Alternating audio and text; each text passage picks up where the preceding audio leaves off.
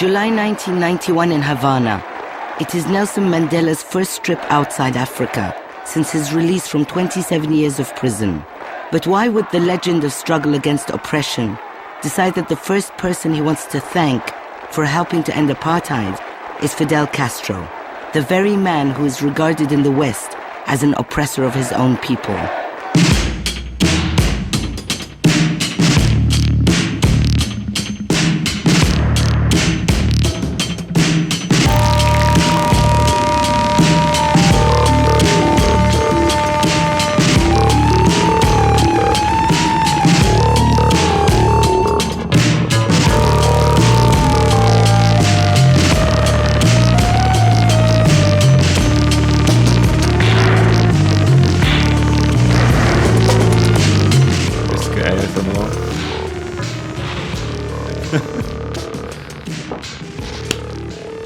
Okay. Bit too loud, bit too quiet. Yeah, whatever. We haven't figured it out by now. We're never going to figure it out. Yeah. All right, Dan, I'm all caloried up. I'm all biscuited up. Ready to go? Got my protein. Got coffee. I'm ready to podcast, baby. Let's go. Another beautiful day in England, Dan. Yeah, the sun's come out. It's nice. Yeah, it's been very nice. My spinach is going nuts.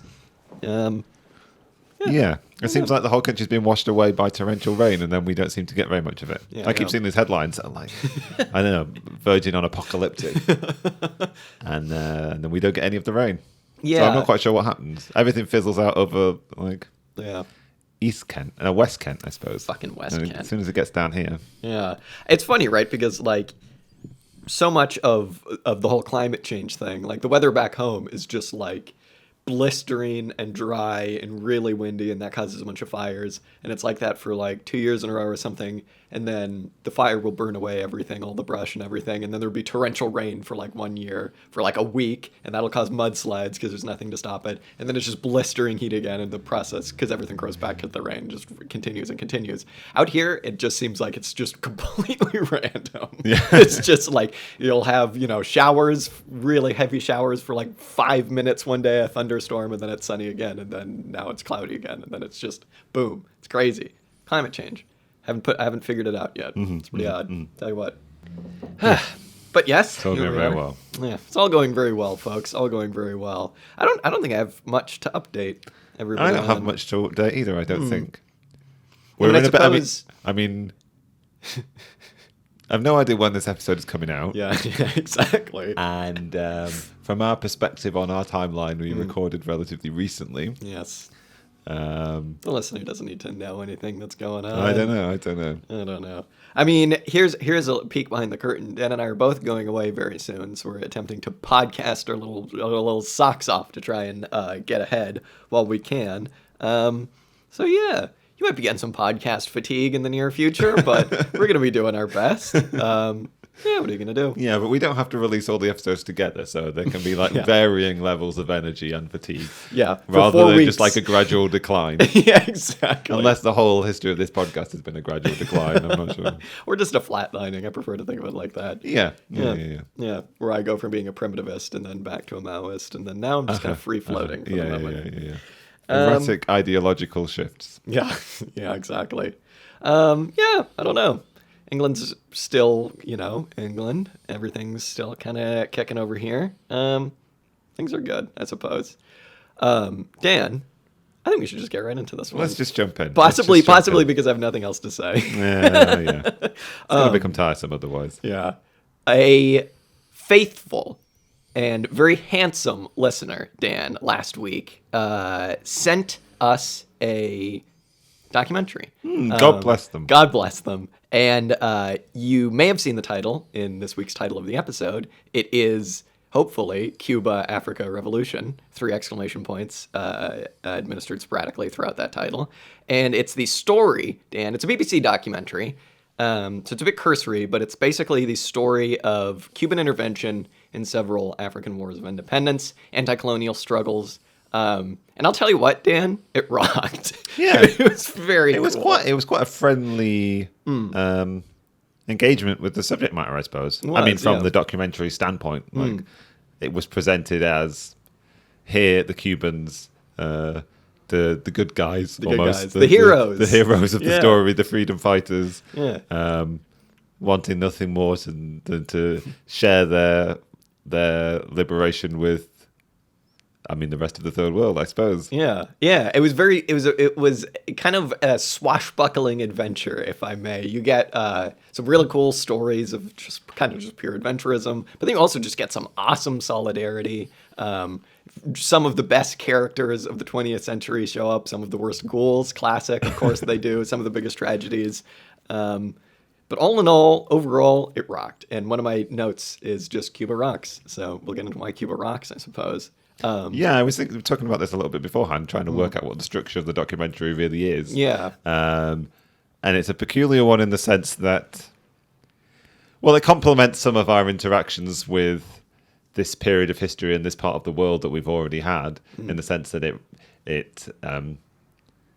recapitulates for us, but it introduces to the viewer of the documentary a lot of background for the history of colonialism and the post-colonial struggles that took place after a lot of African countries gained independence. It really does quite a solid job of setting the scene. Yeah. To the extent that you're suddenly like, isn't this documentary supposed to be about Cuba? But yeah, absolutely. When's Che going to show up? Yeah, absolutely. You get some pretty awesome interviews. You get some interviews with Fidel, which, as we were saying, we don't know if those were part of something else or if he was just being interviewed by, like, I don't know, some Cuban TV program or something, and he's talking about his exploits. You get some awesome interviews with the, like, actual people, the Cubans who were on the ground, like, commanding these forces that are just like, these guys are so cool. I don't want to find too much, but, like, they rock. And then you get some pretty ghoulish interviews with, like, American CIA guys who we've come across before in some of our previous reading, and some apartheid era lovely South African fellas. So it's a nice balance, I suppose. I'm kind of a little bit like, why did they interview some of these people? They're just outwardly admitting, hey, I'm evil, look at me, wish we still had apartheid, damn, that was great. But overall, it paints a very interesting story. I think the watcher of the documentary is meant to be able to discriminate between who is a good guy and who is a bad guy in these circumstances. Yeah. I mean, it's interesting because they kind of use Cuba as a, like, they distinguish them. It's still pretty bourgeois, so, like, they don't want to be like, hey, you know, the USSR was pretty neat, huh? So they use Cuba to be like the friendly socialists, the cool socialists. Don't you want to be one of these guys traveling around the world in disguises, you know, shooting bad guys or whatever? But it's the kind of, like, Che Guevara t-shirt version exactly, of 20th century history. Yeah. And the, like, you know, constantly come across the, like, Lenin cap wearers, and maybe it's like the Fidel cap wearers. So I suppose we should start with our good friend, Dan. This is so sad. We've talked about Patrice Lumumba before in the Congo. In the first. Trying to figure out which part it was. I think it was the second part. Yeah, in the second part of our Devil's Chessboard series, in which we kind of got the story of Patrice Lumumba's rise and fall in the Congo, as being the first kind of, like, post-colonial leader of said country. And we get a story here. I'll tell you what, I'll be honest, I had no idea that the Cubans went in, like, to help out with, like, that revolutionary struggle. I had absolutely no idea. But I suppose we should start it off just by kind of, like, recapping quickly, like, Patrice Lumumba, anti-colonial leader in what was then the Congo. He's not super happy with the Belgians. You get a pretty awesome story in this of the Belgian king at the time, you know, kind of coming down to the Congo to bestow independence upon these, you know, fawning, very happy to see him Congolese people, and him giving a speech being like, you're welcome for doing this. We're doing this because we're better than you, and we've realized it's the right thing to do. And then you know, Patrice Lumumba in the middle of that. I don't know. The content of the King's speech is basically that, like, our work in the process of colonizing this country for the past 100 years or what have you, and ruthlessly exploiting it, was all actually part of a process which was leading the country to be able to then have its independence. And everything. Exactly. The sort of independence in the Congo is sort of like a natural outgrowth of the great deed that was Belgian colonization. The enlightened despotism of the Belgian kings. It's so gross. And so anyway, their king is, like, up there giving a speech in his, like, lame king outfit. And nobody knew Patrice Lumumba was going to do this, but Patrice Lumumba let him finish, and then he got up and kind of like took the mic. He didn't take the mic, but he like got up and just gave a speech that he wrote as the Belgian king or whatever was talking his shit, and then he just basically said, "You haven't given us anything. We're lifting ourselves out of the mess that you guys have made, and all we remember you for is just being like demons and like Satan." But, you know, he was much more polite than that, but he was just like, okay, this is actually how it is. We don't owe you anything. And there's also a really cool story when they were both on the way to that speech giving, like, there was like a parade or whatever. A guy in the crowd, like a Congolese guy, like came up and grabbed the king's sword and just started dancing with it. It's like, oh, that is so cool. Because everyone thought he was going to kill the king, but he just wanted to dance. It's like, oh, it's almost worse if you're the king. That's pretty brutal.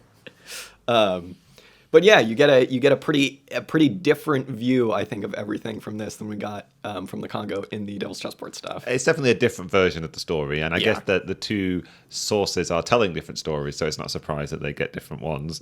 There's definitely some ways in which we can update the narrative that's presented in this, with some slightly more in-depth material about the operations of the CIA that we heard about in the Devil's Chessboard, and at the same time, you get a slightly fuller picture of the sort of like political and the economic situation and the circumstances that surrounded the sort of like both Lumumba's accession to power and then his eventual fall 6 months later or so.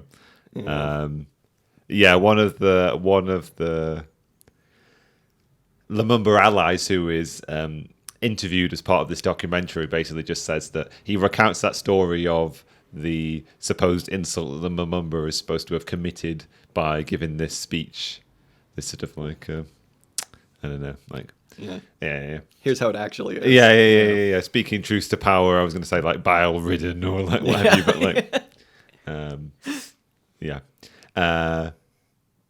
and this witness to the events basically portrays it as it was this moment that the Belgian king decided he was going to get his revenge, kind of thing. It was almost from this very moment in time that Lumumba was set on this trajectory that was going to see to his downfall, although there were quite a lot of intervening moments in between.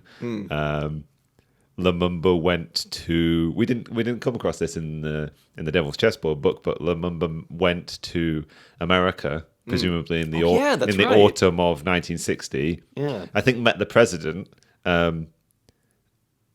and also, John Foster Dulles pops up in this, not named, but and like a specter. But his position in government is referenced, and apparently they met, and Foster Dulles came away with not a particularly nice image of Lumumba, I suppose, presumably because Lumumba did quite the same thing that he did to. He did the same thing to Eisenhower and Foster Dulles as he did to the Belgian king, and hurt their egos. Quite hurt their feelings, and and so there were more. He was making enemies all over the place. Yeah. Can I just say too, like, it's really interesting because you get. If we're going to do a little bit of armchair psychology again of how these people, these sickos, because the CIA guy, Larry Devlin, yes, I believe, who was in charge of like the Congolese CIA headquarters, the station there, who would basically go on to like organize America's role in having Lumumba assassinated. He's interviewed in this, and he gets a lot of airtime. And he's just another one of these sickos who's made it to like their 150th birthday and is just decomposing before your eyes. But you can tell he feels no regret. But like one of the ways that these people try and I think like make sense of what they've done is like by retroactively making these people out to be less than human, like the Lumumbas of the world. And one of the ways they do that is Larry Devlin. He like kind of like dehumanizes Lumumba. He says something along the lines of, right, like, he had no idea what he was doing getting into the country, didn't know what visas were, and as soon as he showed up, he asked for prostitutes to be sent to his room. It's like, I guarantee you that did not happen.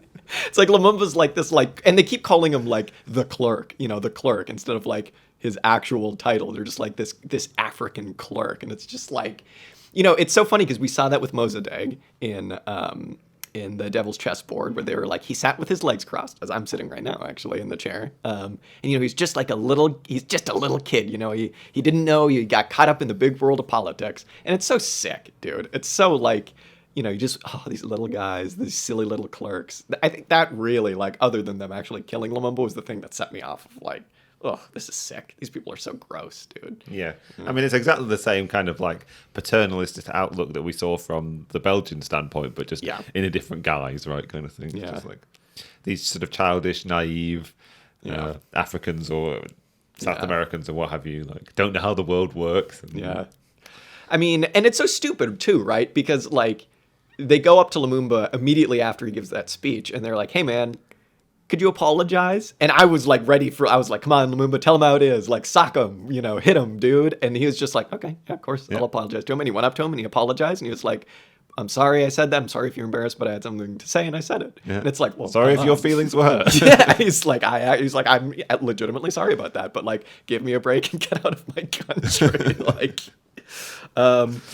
so yeah, suffice it to say, things don't go too well for Lumumba. We get a rehashed version of the toothpaste story, of the poison toothpaste. And, that was like one of Devlin's lowest moments, I think, in this, where he's talking about how he is directed to, I can't remember what phrase he uses, take care of Lumumba or something. Or like, and then he's like, that means kill him. It's like, thanks, dude. Thanks for clearing that up.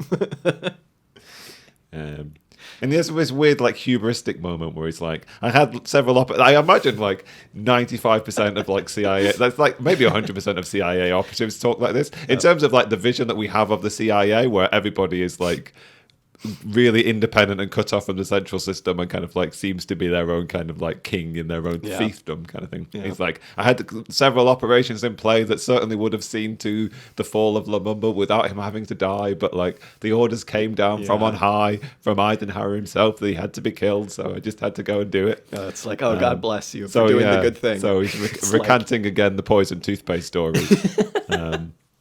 Amongst other efforts to kill him, I suppose. And he's talking about having the poison toothpaste in his office, and it's like, decides that he needs to lock it in the safe because he doesn't want somebody to come in and accidentally use it, and then sort of like thinks that he's just told the most like amazing joke ever and laughs, and it's just like, this is sickening because like clearly he's talking about assassinating someone, and like it's also like, how is that legal? There's another aspect of like the dehumanizing aspect, right? Yeah, 100%. It's like, I keep thinking, like, obviously none of these people are ever going to get in trouble for this, but it's like, how is it okay for them to just get on a BBC documentary and be like, damn, remember that time we murdered Patrice Lumumba? It's like, I don't know. Obviously, these people aren't going to Well, he doesn't admit to murdering him. He just admits to trying. Yeah, true. Yeah, and being an active member of the like conspiracy. They do kind of once like they introduce these characters, they just kind of skip over it. They just kind of anyway, Lumumba died. They don't get into like the Devil's Chessboard-esque like, and then there was this dramatic moment at the river where he had to go back and save his family or run, and it was just like, and then they beat him to death. It was like, anyway, moving on. Don't worry about it. Yeah. Bummer. Yeah. I mean, you get a fuller narrative in this, but then you get to the point where Lumumba escapes or leaves his sort of like, in air quotes, sort of house arrest kind of thing, and then it's kind of like, and he eventually is killed. Yeah, you get none of that story kind of thing. Yeah, but what you do get from this is a bit more of the kind of like the intervening period, what the situation in the Congo was like, the process of sort of destabilization. The role of the UN and the UN peacekeepers in a lot of ways. Yeah, they're not presented in particularly nice light as they're speaking to somebody who was, I don't know, he was like member of the sort of Politburo responsible for African liberation or something. That was like what it transpires. I mean, I presume this was well known that like the Soviet Union had this sort of subset of its government that was designed purely to foster African liberation in various countries as part of their foreign policy. Sure.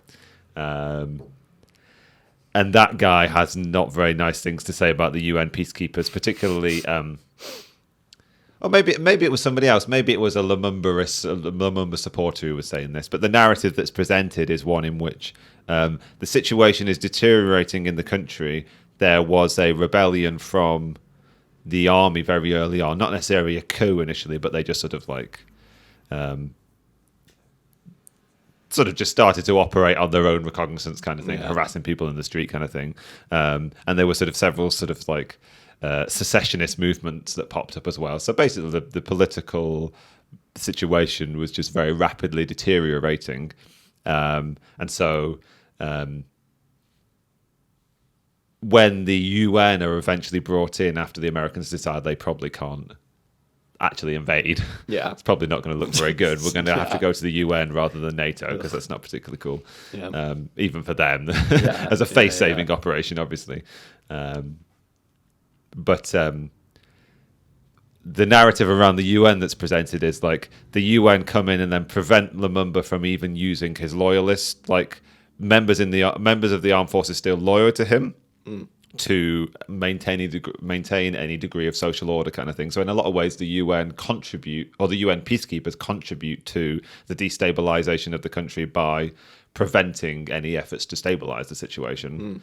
And then eventually end up what's presented as a very sort of scare quotes, putting him and they effectively put Lumumba under house arrest, right? We know that he ends up like in his presidential palace or ostensibly protected by UN peacekeepers, but effectively what the UN has done is just like forced him into a position of being in house arrest without that ever being requested kind of thing. Nobody asked for that protection. Well, at least the UN hasn't screwed anything else up in that part of Africa since then. It's true. It's true. And so then, I guess, anyways, then we just get the story about the civil war that followed all of this. Because in the CIA book, it just moves on. It's like, anyway, Lumumba died, moving on. And then we get the first mention of our Cuban adventurists. And it's so, it's so cool.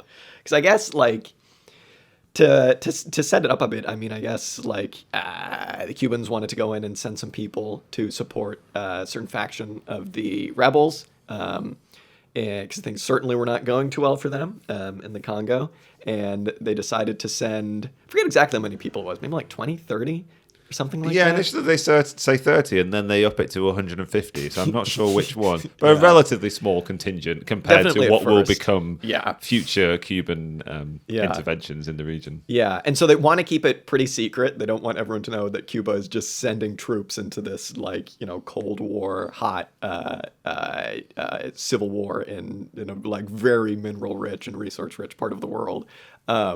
So it's a pretty interesting story. I mean, they collect a group of, like, black Cubans, because I guess they make the point that there was, like, a very large group of, like, I guess, like, people descended from the Congo living in Cuba. And so they get a big group of these people together who they're like, we're going to send you overseas. Don't worry about it, but we're going to send you to a place where you're going to fight. And there's going to be one white guy going with you, and the photos of him, he just looks kind of like an asshole. He's got, like, slick back hair and a briefcase and a suit, and he's clean shaven, and, they're kind of like, who's this guy? This guy kind of seems like a jerk. So anyway, they all get on the plane. They don't really know where they're going, and then they all get told, okay, we're going to the Congo. Here's what we're going to do. We're going to go, like, train these rebels, give them supplies, et cetera, et cetera. Oh, and by the way, that, like, dopey-looking white guy is Shay. It's just like, hell yeah, dude. It's so good. Dude, the photos, I urge the listener to go look up these photos, because they're like the documentary plays it off like, who's this mystery guy? And I had no idea. Yeah. It's so crazy. I was in the same position. I was like, no, what's going on here? No idea. And then the interview sort of like the documentary flicks between the various Cubans that they have interviewed, and they're all like, there was this guy and we had no idea who he was. I was sitting in the room with him and eventually Chase like, come on, like, stop teasing them, like, it's me. And I takes the glasses off. I just sort of Superman moment, takes the glasses off, and everybody's like, oh, okay. It's so cool, dude. So I guess they set up base. I don't remember if it was like actually in Uganda or which country it was, because it was just outside of Congo, across a lake. I think it's I don't know. We should go Africa. It's a place. Tanzania. So maybe they're in Tanzania, and then they cross the border into the east of the Congo, where the Lumumbarist sort of like freedom fighters have a base of operations. Yeah. Unfortunately, between the last time that Che was in Africa and sort of like had got decent updates of what the situation was in the Congo, and this moment, however many months later when they finally arrived, there's been this massive shift in power, and like, the Congolese freedom fighters are on the back foot quite considerably. Yeah. And I mean, it's interesting because it's the way in which the Cubans tried to help, because it wasn't like they were sending huge military aid. They bought some guns and they obviously bought some people, but not enough to like take over a country, let alone one as big as the Congo, right? So they're basically just going there training these people how to fight, what you do, kind of like shooting at some barracks. Here's how you do a whole guerrilla war thing. And it seems like it goes well for a little while, but then like, it's funny because I guess like the way people start to realize that, hey, wait a minute, some of these people are Cubans. What the hell? Is like a couple of the Cubans die and their underwear apparently says made in Cuba, and people were like, what the? They're like, wait a minute, made in Cuba. So they realize that some of these people are from Cuba, and then everyone kind of starts to panic, and it's like the freedom fighters are like, guys, we can't have the world know that like Che Guevara is here, because like America will carpet bomb the entire country to get him out of here. So yeah. I mean, it's sort of like, it's a fun story, and it's replete with noble intention, and a great degree of sort of like internationalist heroism. But as a functional and helpful intervention, I don't think it's a particularly good one. Yeah. Partly because of the deteriorated situation, and also partly because it's such a small number of people, and initially nobody knows that Che is amongst them. Yeah. And they eventually realize it's quite a big sort of cultural gap. Like, they find it very difficult to train the Congolese. Like, they find it very hard to find a way in which they can meaningfully contribute, kind of thing. Yeah. And so, eventually Che has to just like ring up the leader of the rebels and be, or send message to him is like, hey, I'm Che and I'm here. Like, come on, take us seriously. Yeah. And then, as you say, like, they all freak out. Yeah. Like, I think oh my God, we can't be responsible for having Che Guevara die in the Congo. Nobody wants to be the conflict area that takes the life of like such a renowned revolutionary kind of thing. And then, at the same time, as you say, imagine the degree of like focus this is going to bring upon the conflict if they know that Che is here. Che Guevara. But, and also more, maybe more materially, Larry Devlin's reaction is particularly pointed because he's like, as soon as he makes it sound like he's the sole person responsible for having the brainwave that Che Guevara might be there. Yeah, it's like no one would listen. Nobody would listen to me. They all told me I was an idiot. They said I was mad. But and then his take on the situation, as so many of the Americans' takes are, is that like, oh, there's some Cubans here. That must mean that this is like a Soviet-funded operation. This is a new front in the Cold War, and everybody freaks out, and so much more attention is paid to this conflict. So once again, like, not a particularly helpful intervention. Yeah. And then, as you say, eventually, the way that the Cubans imagine them involving themselves in this conflict is a kind of as a backup force, and also as like a logistics and training force. But for some reason, they're given this mission of attacking this regional headquarters for the army in whatever region it is that they're operating. And Che's very reluctant, but also realizes that, one, they haven't been asked to do anything in the entire time they've been there. It would be a bit awkward if they said no to this one mission that they've been given. And also, they are relatively close. But as you say, that attack doesn't go particularly well, and 4 Cubans die. And then that's how they gain this evidence of the fact that there are Cubans in the Congo. There are Cubans in the Congo. CIA guy at the other end of the radio is like, is that code for something? Yeah, it does sound like the fake CIA like radio broadcast. Yeah, exactly. Yeah, that's like what they said when they went into Guatemala. Yeah. The Cubans are in the Congo. Arbenz is like, I gotta get the hell out of here. That kind of ends the story of the Cubans in the Congo. Yeah, they are. Che is initially reluctant to leave, and it eventually takes Fidel to be like, Yeah, come on, bro. Come on, this is probably, we're not going to make much of a contribution to the situation. We get an excellent story about a dog that they saved from the Congo, a little tiny dog that I guess like Shay's translator or his second in command or whatever was like, they had to, it was like, go, we got to get out of here. We got to get out of here. And they're all running to the boat to get out of the country. And Shay was like, take my dog. We must take this dog. And it's a little tiny dog. And the guy's like, I don't have any arms. And just like sticks him in his shirt. And they're like running away down the hill. And the like dog's licking him. Like, he's like, Shay, I'm going to leave the dog. And he's like, don't you dare leave that dog. I wonder what happened to that dog. And so then, yeah, we get, I suppose, just like the next part of our story, which is Guinea-Bissau, I suppose, and the kind of like beginning of some movements with Amilcar Cabral, who was a freedom fighter there, and fighting against Portugal.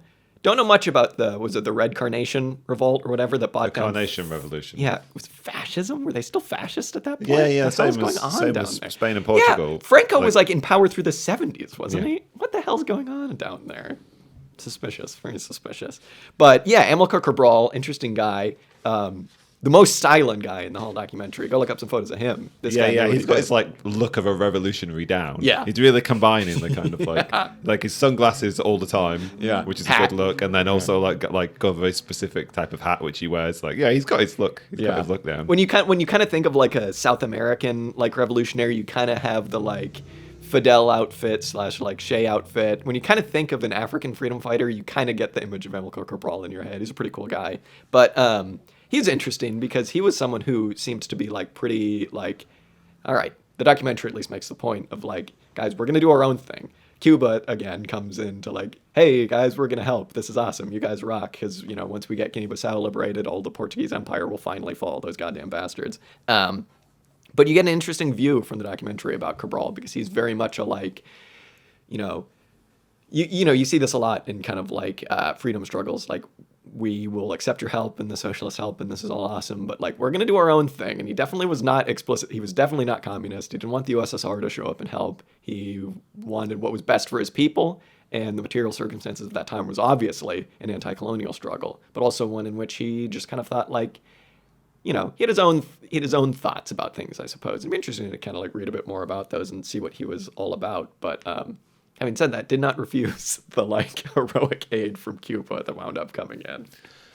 Yeah, I mean, maybe I was mistaken. I got the impression that he was more of a socialist than anything else. More of a socialist than Lumumba was. Yeah, like, Lumumba was very much like forced into the situation. It's a very different narrative to some extent. Like some of these instances, these countries and their early leaderships, I suppose, are forced to pivot toward the Eastern Bloc because of the hostility they experience from the West. I mean, Lumumba tried to go to America and obviously it didn't go very well. And equally, Fidel went to America expecting to be, I suppose, greeted with open arms or supported because like this is the land of freedom and like I don't know. So but when it comes to Guinea-Bissau, it's nice. There's this degree of solidarity between the two countries because like one of the Cubans is talking and basically saying that like just like Cabral, we in Cuba don't want to be like a puppet of the Soviet Union or a puppet of China kind of thing. We want to we believe in the people of a country being responsible for its own destiny, I suppose, or choosing its own leadership and that kind of thing. So there is this degree of solidarity and recognition that they're engaged in a common struggle. I mean, this is the narrative of the whole movie, really. The whole documentary is that like Cuba is this real beacon of hope for so many countries across America and across the quote unquote third world kind of thing because it represents the affirmation of or the victory of an anti-colonial struggle and a liberation process kind of thing. So that's why like Fidel and Che are such like important figures in this process, I suppose, or looked to with such reverence. Yeah, it is interesting, right? I mean, it raises some interesting questions about like what could have happened in a lot of these struggles and what the material circumstances just would never have allowed for. Because it's interesting, like, someone like Cabral who kind of wanted to develop his own brand of socialism, or at least, something that, like, was able to happen in his country. Like you say, forced to pivot one way or the other. Because if you want to import anything, you're either going to have to import it from the Soviet Union or from the United States. And especially when you're a country as small as Guinea-Bissau, like, you're going to need to. And so it's just interesting in like an era of like the last era of, like great power diplomacy, burgeoning socialist movements, especially coming out of like anti-colonialist movements, like what was the ceiling for them, what could have happened, and like to what extent actual like maybe like communist or like hard socialist ideals kind of like couldn't have happened even with Soviet support, I don't know. It's a very big question, and it's not one that can easily be answered. But like in this documentary, you certainly get the point of view that like obviously the anti-colonial struggle needed to come first, and that was so difficult that like even if you labeled yourself like socialist, no matter kind of what you labeled yourself, it was going to be tough to kind of get anything done. You first of all had to win the war, right? Yeah. I mean, given that like the Americans and the various American allies, particularly in South America, were looking to see socialists and communists everywhere. Yeah. Like, how do you escape? I mean, there's such a polarized world. You either had to fall on one side or the other to some extent. I mean, I'd like to know more about there was a sort of an unaligned movement of nations, like in the early 60s. And I'd really like to know more about that, but it's not really covered in this. What this documentary covers a lot more is how countries were like forced into these two spheres, really, or like if a country had multiple liberation movements, like they'll either pivot toward one or the other, not necessarily because they're directly aligned with those interests, but it's kind of like, which of the two evils am I going to like? Do I see my objectives being fulfilled most easily with? Yeah. And also there's a degree of like, so there is this kind of like very sad story of just like independence movements and sort of fledgling nations whose history are sort of like basically like crashed on the rocks of like global realpolitik of that period kind of thing. So it's quite tragic in a lot of ways. And then also because the documentary spans basically all the way from 1960 to like the very early 90s or the late 80s, you do get this sense in which global historic events are also very contingent kind of thing. A lot of this is set around the background content for a lot of these struggles are Vietnam and then America's defeat in Vietnam. So in the early 60s, like one of the, I don't know, it's like Fidel's stated aim or objective is like we need to create 2 or 3 Vietnams in the world because like this is one of the reasons why he wants to create this international movement or wants to support a series of international liberation struggles because like you need to have this sort of global front if we're going to defeat these like well in the American imperial power but also its allied imperial powers. And so in the context of like the defeat in Vietnam, there is this slight degree of like withdrawal of the Americans in certain ways, their reluctance to get too heavily involved in certain struggles. So I think to some extent like what happens in Guinea and then really the early stages, well, the reason why Angola is allowed to go so well to some extent from the standpoint of the Cubans and the socialist government there is that like is that the Americans for a period have taken this back step kind of thing, and then eventually develop a much more muscular attitude. But we've gotten a bit far ahead of ourselves. Once our boy Reagan gets in power. Boy Reagan. Boy Reagan. I mean, it's such a bummer, right? Because it's like, obviously this is a hindsight bias, and I would have a completely different opinion if I was like, around back then. But like, you look at someone like our good friend Salvador Allende, who's like, I don't want like the Soviet Union, I don't want America, I want Chilean socialism. That's what I want, baby. And it did not go too well for him. And I mean, maybe it's just because the Soviet Union was kind of always on the back foot, and because America certainly was not. It kind of seems like, hindsight bias again, but like no matter what, Yeah.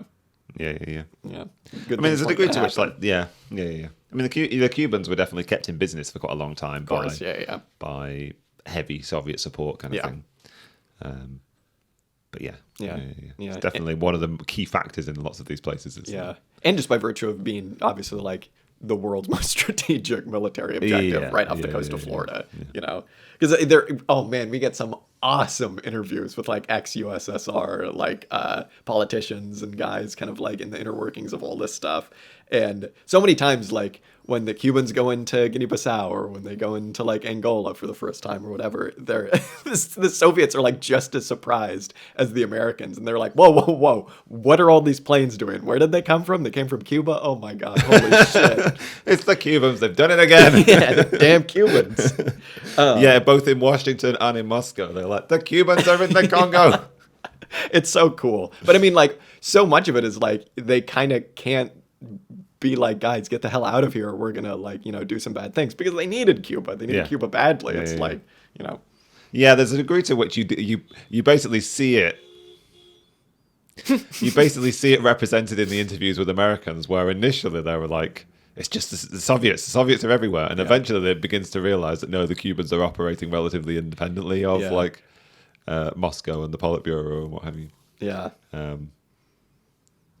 Yeah, the most interesting thing, well, relative to the failed intervention in the Congo, it definitely inspires a degree of rethinking in the terms of what the Cubans are actually trying to do and achieve and what kind of aid they decide to give. So in Guinea-Bissau, it's very much like a technology, they send doctors, they send logistical support kind of thing. And there's this sort of like fallback possibility that they might send troops, but like it's not their primary way of intervening. And obviously Cabral doesn't really want troops, but it will take the support kind of thing. Yeah. So there's definitely this shift in focus of how the Cubans intend to actually like operate on this in the world stage kind of thing. And then objectively, it's a much more successful intervention and also like a successful liberation struggle from the standpoint of the Cubans, I suppose. It's quite interesting the way it's presented, both in terms of people who are describing Cabral's strategy, but then also people describing how various anti-colonial struggles were won across Africa, and I guess across the sort of third world, quote unquote. Gonna have to do something about that. The strategy is like, we don't intend to win, we just need to harry the colonial power enough that they just like give up or are forced to the negotiating table so that they have to offer something kind of thing. Even just embarrass them enough. Like, because they weren't even taking barracks. They were just haranguing them and like attacking and trying to cause injuries and then sort of falling back again kind of thing.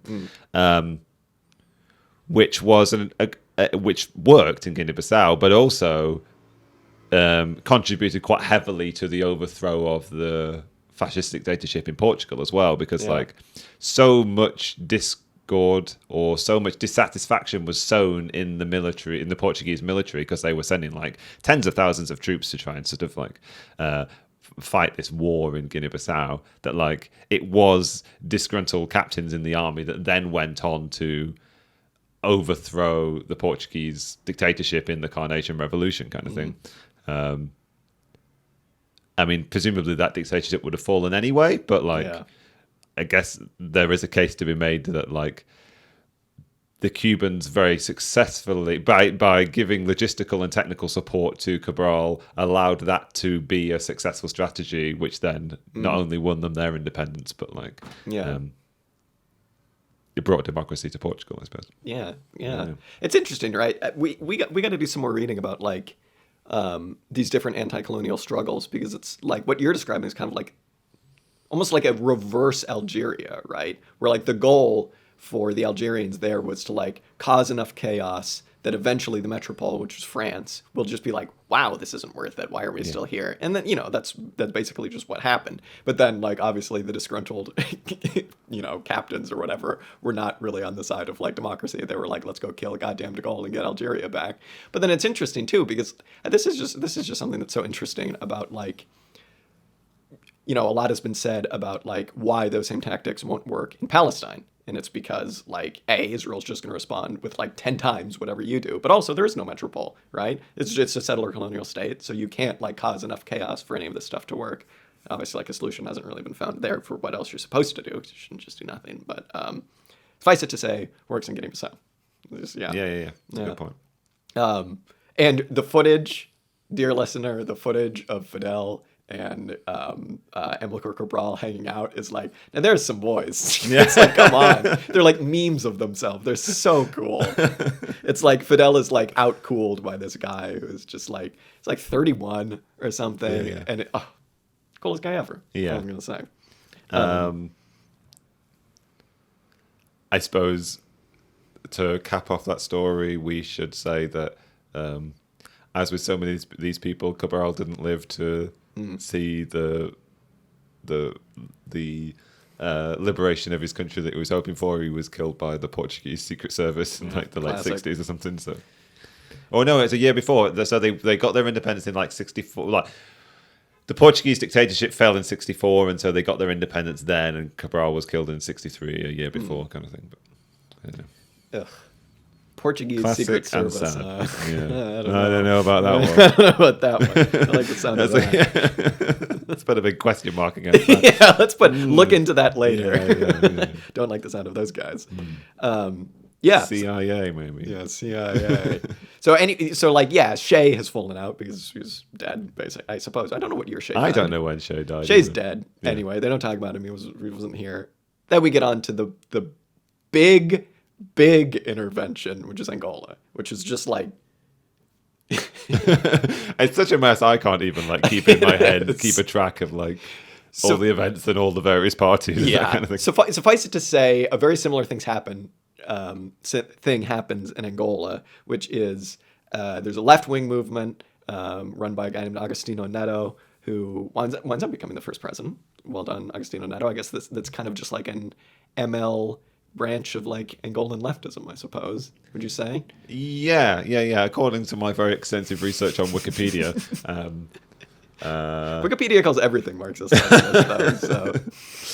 Yeah, they well, at least the government up until the early 90s in that country is described as a sort of classic like state planned sort of Soviet model. Yeah, which we can say, perhaps, Dan, the best flag going. I think so. The Angolan flag. Again, look that up. Very cool. It's cool. Because you see, like, people attempting to incorporate the sort of hammer and sickle idea, but, like, it's definitely the best, like, reimagining of the hammer and sickle idea that I've ever seen. And it's also, like, the most, like, it's very kind of, like, I was saying before, it's very kind of, like, what's that video again? Like Red Faction or something? Like, it's a very kind of, like, sci-fi. We gotta look up the Red Faction flags. If a video game studio, like, doesn't know anything very much about communism or anarchism and just wants to create a flag for, like a cool, like I don't know, like a slightly sort of cyberpunk, slightly post-apocalyptic space communist flag. Stalinism. Like, that's what you'd come up with. Yeah, it is a gear and a machete instead of a hammer and sickle. It's like, damn, that's cool. You got Agostinho Neto's faction, the commies, and then you got two other factions. One, which I don't know if we need to mention both of them. One of them becomes more important down the line, which is UNITA. And basically, the way that the colonial powers, in their infinite wisdom, decided to give Angola independence is they all got together in a big hotel and seemingly, you would imagine intentionally, put all three of the factions at different floors in the 4-story hotel and put themselves on top. So this already, they were mad at each other, being like, why the hell are the commies on the 3rd floor? You know, what are they talking to them about up there? I mean, it really sets the stage for how irreconcilable these parties are going to be if they can't even agree on which floor whether there is a hierarchy being represented by which floors the various parties in the peace talks are. I know. I was trying to imagine, like, the most equitable way to, like, organize these people in a hotel, and I was like, maybe if you all put them, like, under each other, if they're all in the same thing, and then you had a big fireman's pole so everybody could get to where they're going. They didn't want to install a fireman's pole, so, you know, historical materialism, folks, look what happened. Anyway, the colonial power decides... this is Portugal. Well, we haven't covered this in the sense that, like, these events are happening now because Portugal is also the colonial power in Angola, and the Portuguese government has just collapsed, and so the imperial structure is collapsing. And they decide the best way to do it is to set a date for when independence is going to happen. It's going to be Armistice Day, November 11th. And 1975. 1975. And then they're just going to say, whoever controls the capital then, you guys are the ones we'll recognize. And kind of like, I think to everyone's disappointment in the Western Bloc, it's the communists who wind up winning. And they're just like, ooh, damn, shouldn't have said that. Yeah. The Agostinho Neto's like forces, the MPLA, are I think potentially in the strongest position initially. But then, of course, there are these other two factions, one in the north and one in the south, and one receives a huge amount of support from the Americans. The other one gets a lot of American support, but also South African involvement. And they both sort of like launch this pincer attack kind of thing, going for the capital, with the communists in the chase as well, kind of thing. And it takes a very pointed and well-timed intervention from our Caribbean friends. Is Cuba in the Caribbean? Sure, I think so, yeah. That ensures that Agostinho Neto and the MPLA are the ones that eventually do win this fight to be the controlling party when the aforementioned date arrives. Yeah, it's like a movie too, because the big confrontation right before Armistice Day, right before they're about to get their independence, who's going to control the capital, who are they going to recognize, takes place at a town just outside of the main capital. And basically, like... At dawn, over the horizon. Yeah, exactly. Basically, like, again, nobody knows that the Cubans are there, and this time they're there in, like, large numbers, and they bought the big-ass guns. And they...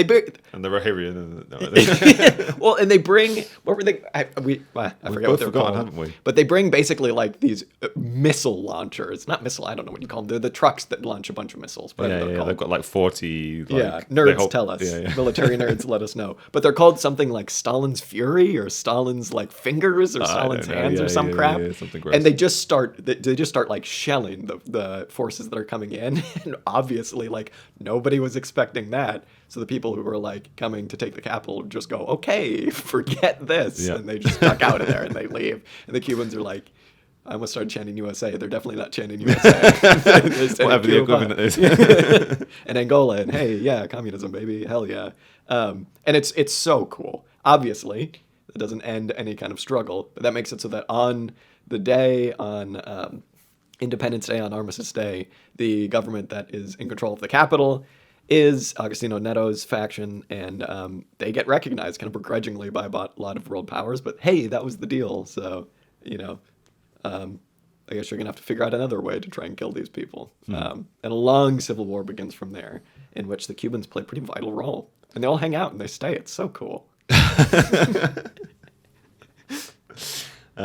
the end, what is it like? There's basically like 500,000 Cuban troops in Angola. Was it 500,000? Well, I think they say 450,000 by the end. Was it that many? Yeah. That seems like a lot.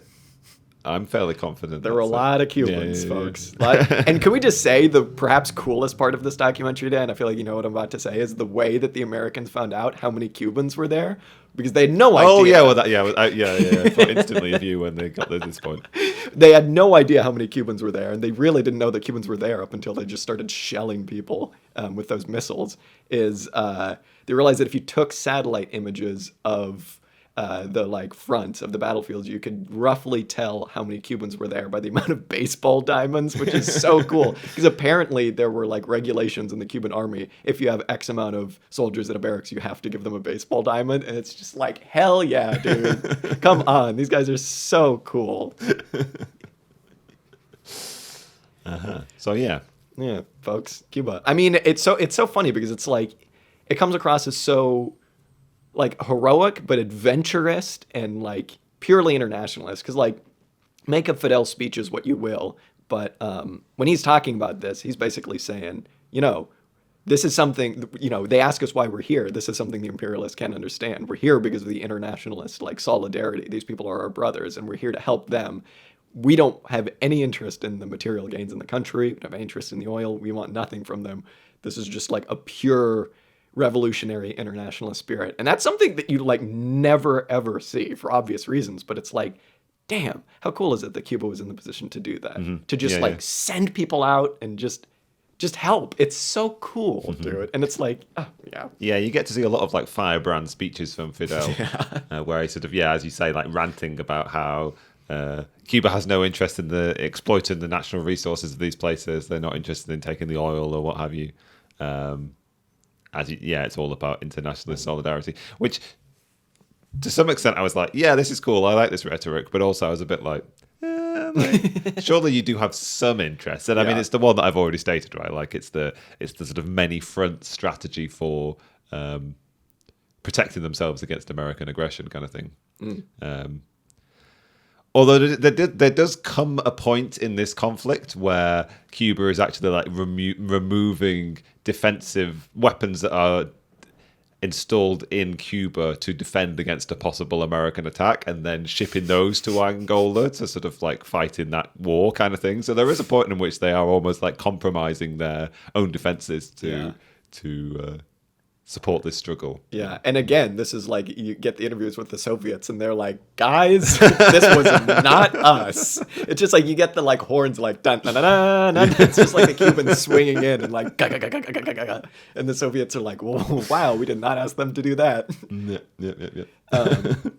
But anyway, yeah, as we're saying, this becomes a very long and bloody struggle. I mean, I feel like whenever you hear the name Angola now, you think of like, I don't know, I'll admit, like, you just go, oh, there was like a very long and bloody civil war there. I had no idea how big of a role the Cubans played.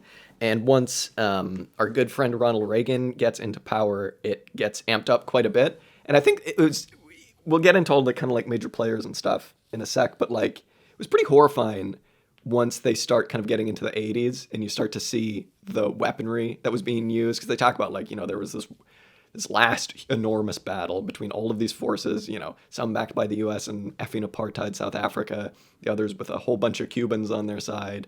And you just start to see these, like, I don't know if they're Apaches or whatever, and like these huge missiles and anti-aircraft guns. And it's just like all the people there, like, from Angola are making the point of like, they laugh whenever they bring troops up to the front. And they're like, we're going to protect this city. When are we going to bring us to the city? And they're like, I mean, it's just a village. Like, it's, they like laugh at the people for thinking it was going to be some enormous place. But it was just very kind of unnerving. And like, in American schools, I don't know how you get taught about it out here, but like in American schools, you learn that not a single drop of blood was spilled during the Cold War because it was a Cold War, and there was no fighting at all.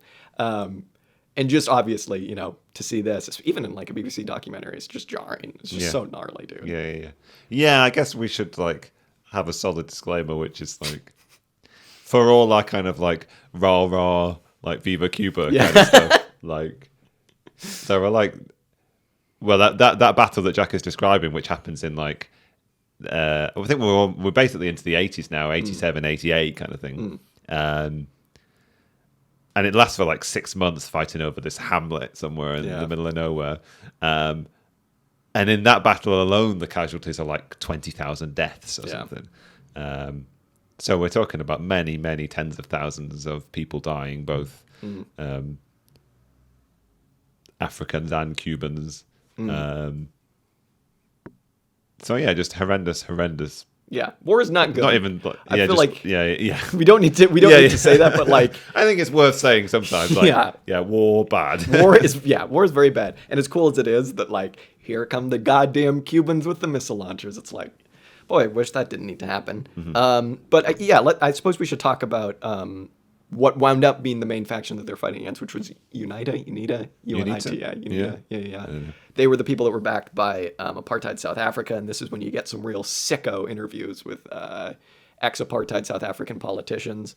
And the main guy running them is a guy named Jonas Savimbi, and real sicko, obviously, but you get a lot of footage of him coming to America to meet with Reagan as like a publicity tour. And you get this story that made me a little sick to my stomach, which was, two stories, actually. One, the way that they made Americans like Savimbi is because he was a Christian, and they were making the point like Christianity and communization is incompatible and they can never work together. And so the way that they get Americans to like him is they go, how about we take you on a tour of the evangelical churches in Texas? We get you lots of photo opportunities with nuns. Yeah, exactly. With like the craziest Americans that support Reagan. So he does that, and then you get a story about like him and Reagan sitting down, and this, this wise man from Africa being like, Reagan asking him what he wants, and Savimbi being like, President Reagan, I respect you too much to ask you for weapons. I just want your support. I don't want any guns. I don't want any of this. And what does he say? He says he like wants stingers or something like that. He's like, except for stingers. I would like stinger missiles. That would be really great. And like the guy, supposedly, this is the story. It's kind of funny if it is. Supposedly the guy, like the advisors sitting next to Reagan was like, whoa, we can't give him stingers. That would be way too much, dude. And Reagan's like, I believe Reagan said this. yeah. And then supposedly the story is you get Reagan being like, you know what? I like the cut of your jib. We'll give you stingers. And the man wants stingers. Give him stingers. Yeah, it's like, oh no, this is bad. Yeah. The logic being that like, Neto and sort of like the incumbent, quite well established at this point, government of Angola like has a massive advantage in air superiority, and so like we can level the playing field if we have an ability to take out the government tanks and airplanes, kind of thing. This is in the early 80s, basically. This is kind of the thing which it's the kind of like re-engagement of the Americans that sort of like tips this conflict back into a sort of like much sort of active and hotter footing kind of thing, which then leads up to this massive conflict in the later period of the 1980s kind of thing. Do you remember the Cuban delegate's name who was doing a lot of the peace talks? The cigar chomping? No, but there were some real characters in the Cuban delegation. Yeah. That guy was so cool. So when they're kind of eventually like, okay, let's come to peace terms, a lot of it kind of comes down to the Cubans, at least the documentary makes it seem like, because they wanted to get the Cubans out. That was like main thing, get the Cubans the hell out of here. And the Cubans are like, we're not leaving now, actually, because this war is going on for so long until you get rid of apartheid in South Africa. Yeah. That's one of the points where I'm most like moved by this. It's like, no, we're just going to stay until apartheid falls. I know. It's like, whoa, okay, that's badass. And you get, I forget the guy's name, but when he's having these conversations with these like prick Americans and, like Yale guys and these like a-hole guys from apartheid South Africa, he makes a point of every single time he's in the room of having the stinkiest cigar possible just to like make them clutch their pearls. And like, he's like, hey, I come from Cuba, and in Cuba we got the best cigars, baby, so I'm going to smoke them all the time. It's so cool, dude. Yeah, they paint the picture of like the Americans coming from like their offices in Washington or wherever that are like both air conditioned and like they don't smoke inside of kind of thing, and then inflicting them to this sort of like smoked filled room where the non-smokers are basically struggling to breathe from the degree of like smoke that's going on, smoking that's going on. I think from the Cubans, but also from the Americans as well. Yeah. It's funny, right? Because you get. Go ahead. I was just going to say like. It is a slow process which even brings Cuba into being a negotiating partner in this kind of thing. It's kind of presented like, we know the Cubans are in the building. They're on the other side of the wall, like listening through the wall to what's going on. Can we not just involve the Cubans in the peace negotiations? It would like make things work so much easier. But one of the things you do get a very good picture of in this is just quite how... sort of like how hot button a topic Cuba is in America, and how it's developed over the decades kind of thing. It's been this thing where like you just don't engage with Cuba at all kind of thing. Like we have this totally hostile position such that it's very difficult for us even to imagine negotiating, even in very specific terms, with any delegates from Cuba kind of on a different continent. About something completely different. Yeah. If anybody knew we were talking to any representative of the Cuban regime, like it's like political suicide in America. Yeah, it's put across as like a very like light bulb moment when the American diplomat is like, someone got me on the phone and was like, these talks are missing something. He's like, what? And he's like, the Cubans. And he's like, oh my God, what if we talk to the Cubans? How does it play out? There's some American who's a name that I recognize, but I don't remember it now. So like, I don't know, think minor celebrities or something. And they're in Cuba, and somebody hands this person a note that's like from Fidel to give to like somebody in the American State Department or whatever, which is like, Fidel's like, you do realize like there is a solution to this, like actually talk to us and maybe we can work something out. Yeah, because Fidel is literally like calling the battle plans from his office in Havana, which is like, again, pretty cool. I hate to say it, but that's pretty neat. Yeah, this is where the documentary, this was one part that I didn't really like, because it really made it seem like there was a stalemate, and they got the Cubans in, but there was a stalemate because they wanted an end to apartheid, and hey, we couldn't do that for whatever reasons, so, what were you going to do? And it took a, like, wise, kind of like swashbuckling South African apartheid guy to come in and take this Cuban guy to the bar and be like, there's a way that we both win, my friend. Have you ever thought about this? It's like you leave and we also leave. And it's like, okay. But I don't know. That's where the documentary kind of falls a bit, because it makes it seem like, the two heroes, the like swashbuckling socialists who like come out in international solidarity, and our other heroes, the apartheid guys, for solving this. And it's like, what? Huh? Very, very odd. I suppose we should also say that, like, the way the documentary begins is in the early 1990s with Nelson Mandela coming to Cuba, and it frames this question of like, like unimaginable to the bourgeois conscience of like, why would Nelson Mandela, a man we've all come to love, go to authoritarian Cuba as his first international trip to thank them for ending apartheid? And it's like, this is that story. And so there's like a bit of the bourgeois consciousness in this that's like, both sides came to the negotiating table and figured it out, and that's why we have these three countries now, But I don't know. Yeah, I did like that. I'm pleased you brought that up, and I like that framing for the documentary, which is like Fidel Castro's very deliberate interventions in Africa, at least in the mind of Nelson Mandela, like contributed very heavily to the eventual fall of apartheid and his freedom, and then his eventual like election to the presidency there, kind of thing. So it puts it in very like concrete political terms. Or if you want to check off another box as to like what was the eventual result of these sort of like military interventions, there's another one kind of fun. Like it's not necessarily clear to me quite how significant a contribution it was to the eventual actual end of apartheid in South Africa. But in terms of like severely hampering and destabilizing, like both like South Africa's like pseudo-imperialist, because they were like very active in bordering countries kind of thing. And also ending like Portugal's like both ended or contributed to the end of the last colonial power, European colonial power operating in Africa, i.e. Portugal, but then also like severely hampered South Africa's ability to function in a similar way, kind of thing. So in terms of like international military interventions, like you can at least identify some ostensible successes, kind of thing. Unlike some military interventions, which America tends to be behind. I mean, there is like a very easy, I think, way to frame that, which is just South African like apartheid wouldn't be the first government to fall that was shaky at first, and then as the result of like a war, and that war was like helped quite a bit by the Cubans, so regardless of whether or not they like snapped their fingers and were like, we ain't getting out of here until you finish apartheid, or that was just the logical consequence of like a massive war and a shaky government. Make it, either one you want to believe, and I'm fine with that, honestly. So, I don't know. In terms of like takeaways from this documentary, I think it's just an interesting look into like actual material circumstances versus what comes across in this documentary is just straight up adventurism.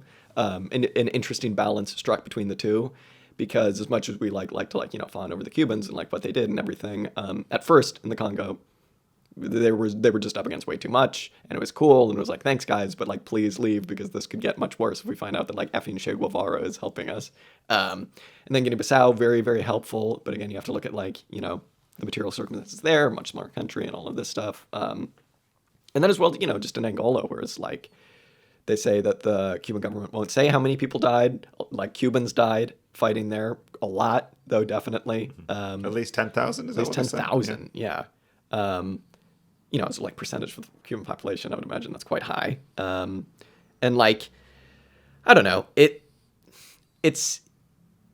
I've been really kind of trying to think about these questions recently of like, what is possible politically given your material circumstances and how long you need to wait to make things happen and what you should be doing while you're waiting. And given the question now of like, we can't wait much longer for like these large changes to happen. These people found themselves in all three of these countries in a very similar situation, that there was a ticking clock and it was just evil to do nothing, right? And so it got to the point where something needed to be done. And I don't know. I don't suppose I've really come to any conclusions about that other than that it's just interesting to kind of like learn from what happened and learn from what the bourgeoisie is willing to do to maintain the status quo, and try and see how you can strike that balance in your head of like material circumstances versus acting now. Because, you know, obviously like climate change and colonialism are like two very different things, but like there's a ticking clock with climate change, you know, and so if we want to look to like how things have changed in the past, you know, it's brutal, but like, you know, it's interesting studying things. History, one might call it, the past. The study of the past. The study of the past. We're getting closer to the present day. We're getting closer. We're almost there. Like 30, 40 years, you know. Yeah. It's like, I mostly what I took away from this is a much better picture of a whole series of historical events kind of thing. So there's a lot that I didn't know about. I mean, I had no idea about this conflict in Angola. I also like the relationship between Cuba and Portugal and what have you. When it comes to like acting and not acting, like there's in terms of like Cold War politics, it's an extension of the sort of Cold War conflict, which I didn't know anything about. The idea that like Cuba had this particular form of revolution, and there were so many other countries that could benefit from their experience, say, or like might follow a similar road to independence, and also as a function of like their plan to protect their own revolution by like sowing the seeds of other conflicts all around the world, kind of thing. Or at least not sowing the seeds, but like aiding like-minded anti-colonial struggles. So as a sort of function of Cold War realpolitik, not just like not necessarily the politics of like the two superpowers, but also like Cuba's foreign policy in the world. It's a very interesting look into that world and that history. No, absolutely. And whether they were acting at exactly the right moment, or whether they were just trying because they felt like they had to do something. The documentary clearly presents it in such a way that these events in Africa really provoked the passions of the Cuban leadership, but also the Cuban people, kind of thing. There was a huge amount of outrage and horror at what happened in the Congo and what happened to Patrice Lumumba. And it was very definitely like a genuine outpouring of solidarity and a desire to offer like internationalist aid, I suppose. Beyond it being like a cold, calculated piece of like strategy and realpolitik kind of thing. It's also fascinating, and it's so interesting seeing the different attitudes of the people who they interviewed, because obviously they interviewed everybody. They even interviewed, like when we were talking about like Angola, they interviewed people from like all three like factions. And it was so interesting just seeing the like, this is total bias, so take this with an enormous grain of salt, but like, man, the like commies seemed so much like people you just want to hang out with so much more. Like they were joking and they were laughing and they were like making the jokes about the cigars and stuff. So that's also because they won. So, you know, they're probably much happier. Every Cuban in this comes across as very cool. And very affable. Either just very like chill and awesome and like, whoa, also don't mess with this guy, or just like huge personality and like chomping on cigars. And as one fat himself American man called one of the Cubans, he had a rotund personality.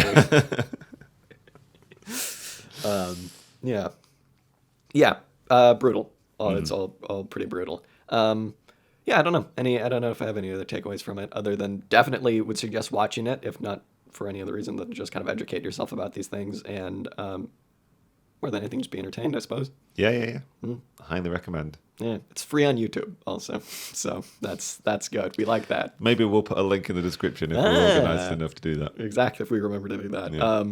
All right, well, we don't know exactly what order our next episodes are going to come out in, but we will be talking about Cuba again soon, Dan. Yeah. Dun, dun, dun. So look forward to that if you're a listener, I suppose. Some more slightly less well-considered adventurism. Yeah, yes, exactly. They're like, you guys are doing adventurism. We want to do adventurism. That was also another funny part in the documentary when they were like, we wanted to do to the Soviets what they did to us in Vietnam. And it's like, what the hell are you guys talking about? It's like, these are just Cubans showing up. Yeah. One of the guys, another guy who gets interviewed, an American guy, was this Larry Niven? Was that Niven? Not Larry Niven. They did not interview the author of Ringworld. Oh, God damn it. Devlin. But it wasn't Larry Devlin. It was another There was Larry. A guy who was the son of... The guy who also started the CIA, but it was Larry something. Fuck it. Some guy named Larry. Some guy named Larry. Yeah, interesting point, Jack. They interviewed a guy named Larry. Two of them, even. Yeah, all right. But unfortunately not Larry Niven. Unfortunately not Larry Niven. I almost went around telling people that Larry Niven started the CIA. You never know. Maybe he did. Maybe he did. Maybe he just received like CIA cultural funding. Yeah, exactly. All right, well, we'll be back with some more good stuff soon, too. Nothing else to say. This was a good one. And Happy Dan, thanks so much for listening. Lots of love. Lots of love. See you next time.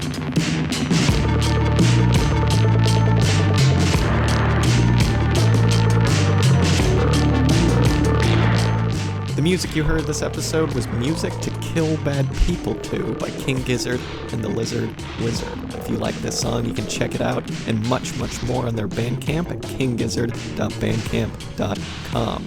Be sure and follow us up on Instagram, Twitter, and Facebook. And if you like what you heard, be sure and tune in next week for some more commie discussion. Till next time.